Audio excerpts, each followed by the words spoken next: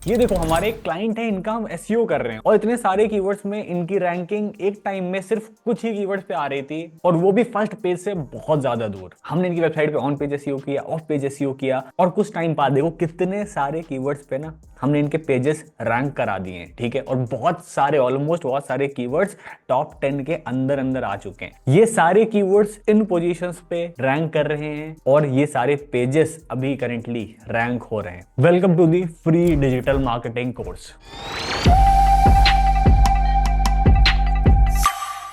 ये है मॉड्यूल 3 और इस वीडियो में हम समझेंगे एसईओ के बारे में। पूरे यूट्यूब पे ये कोर्स इसीलिए सबसे अलग है क्योंकि मैं आपको रियल रिजल्ट्स, प्रैक्टिकल चीजें दिखा रहा हूं। मैं पिछले 8 सालों से डिजिटल मार्केटिंग कर रहा हूं, 100 से भी ज्यादा क्लाइंट्स मैनेज करता हूं।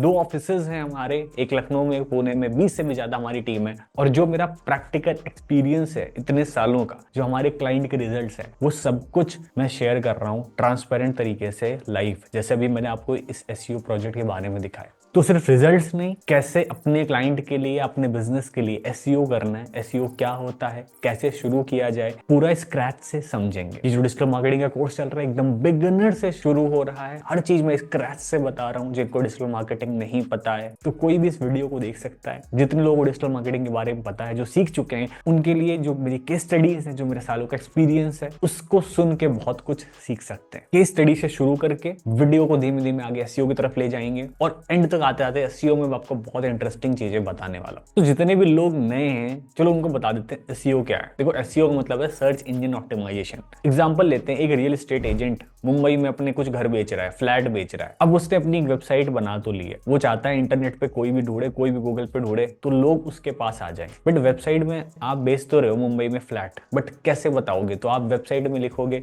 हे I am selling 3 BHK flats in Mumbai या 3 BHK affordable flats in Mumbai. तो बेसिकली आप वो सारी चीजें लिखोगे जो लोग ढूंढते हैं, जो उस प्रोडक्ट को, उस सर्विस को लोग ढूंढ रहे हैं, वो सारी चीजें अपनी वेबसाइट पे लिखोगे। जब आप अपनी वेबसाइट में लिखोगे और कोई गूगल पे सर्च करेगा तो आपकी वेबसाइट उस सर्च पे टॉप पे आने की या 1-2 पोजीशन में आने की चांसेस हो जाते हैं कि अब ये वेबसाइट ऊपर आएगी। तो अगर मैं आसान भाषा में समझाऊं तो आपकी वेबसाइट में वो सारी चीजें होनी चाहिए जो लोग सर्च करते हैं। पर ये सब कुछ इतना भी आसान नहीं है कि आप 4-5 कीवर्ड अपने वेबसाइट में डाल दोगे, कुछ भी बना दोगे और आपकी वेबसाइट तुरंत ऊपर आ जाएगी। तो ये सब कुछ कैसे होगा, चलो डिटेल में समझते हैं। देखो, इसको समझने के लिए पहले समझ लेते हैं कि गूगल में एसईओ किस तरह से काम करता है। तो इसको 3 पार्ट्स में बांटा है, क्रॉलिंग, इंडेक्सिंग और रैंकिंग। क्रॉलिंग के टाइम क्या होता है? जब भी कोई वो चीज सर्च करता है, जैसे कि 3 BHK फ्लैट्स इन मुंबई, तो गूगल क्या करता है? क्रॉल करता है स्पाइडर के जैसे। वो जाके सारी वेबसाइट ढूंढता है, सब कुछ देखता है, सारे रिसोर्सेस देखता है, इस क्वेरी से रिलेटेड, उसकी लोकेशन से रिलेटेड, ये सब कुछ मैच करके देखता है कि इस बंदे के लिए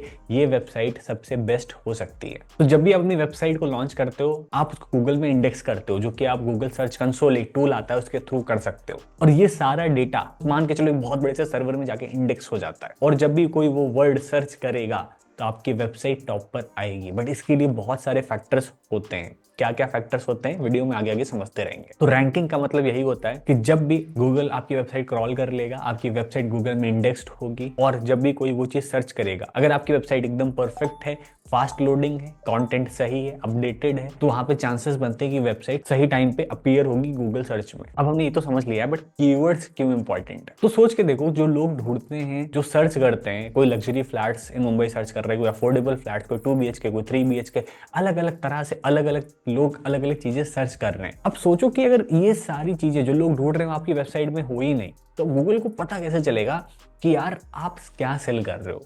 या फिर जो लोग ढूंढ रहे हैं, आपकी वेबसाइट कभी वहां पर आएगी नहीं। तो जितने भी कीवर्ड्स होते हैं जो लोग सर्च करते हैं, वो सारे कीवर्ड्स आपकी वेबसाइट में होना इंपॉर्टेंट है। ये कीवर्ड्स कैसे मिलेंगे? गूगल कीवर्ड प्लानर के थ्रू जा सकते हो, उबर सजेस्ट नाम का एक टूल है, उससे आप देख सकते हो लोग क्या क्या ढूंढते हैं। तो आंसर द पब्लिक नाम की एक वेबसाइट है, वहां पे जाके देख सकते हो कि लोग क्या क्या ढूंढते हैं। ठीक है, सबसे बेस्ट जो गूगल का टूल है वो गूगल कीवर्ड प्लानर है, जिससे जाके आप बहुत सारे कीवर्ड्स निकाल सकते हो, देख सकते हो किस कीवर्ड पे कितना वॉल्यूम है। आप ये भी देख सकते हो अगर उस पर एड्स चलाने हैं तो किस कीवर्ड पे कितनी क्लिक जा रही है, अगर आपको गूगल को कितने पैसे देने हर कीवर्ड पे, अगर आपको एड्स चलाना है, एसईओ नहीं कर रहे हैं तो अगर आप चाहते हो आपकी वेबसाइट रैंक करे, तो सिर्फ कीवर्ड्स ही इंपॉर्टेंट नहीं है। कीवर्ड्स तो आपको रखने ही रखने।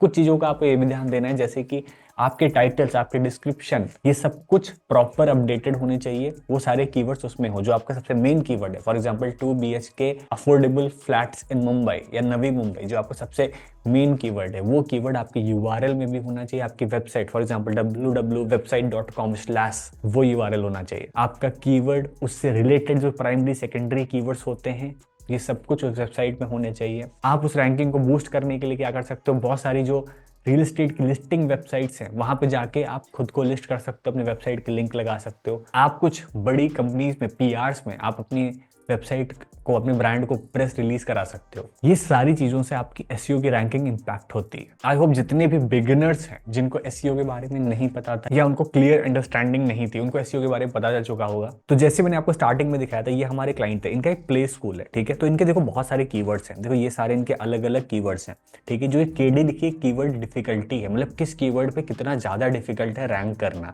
100 मतलब बहुत ज्यादा डिफिकल्ट और 0 या 1 मतलब बहुत ज्यादा आसान। तो हमने जब इनका एसईओ करना शुरू किया था, तो जो हमारे टॉप 10 कीवर्ड्स थे उस पे तो रैंकिंग इनकी थी ही नहीं, और जो बहुत सारे अलग अलग कीवर्ड, सेकेंडरी कीवर्ड्स थे, उसमें सिर्फ कुछ कीवर्ड्स में इनकी रैंकिंग थी। एसईओ करते गए, इंप्रूव किया, बहुत ज्यादा वेबसाइट को इंप्रूव किया, क्योंकि वहां पे कंपटीशन बहुत ज्यादा था। मतलब कि जितनी ज्यादा डिमांड थी उससे कहीं ज्यादा सप्लाई थी, ठीक है।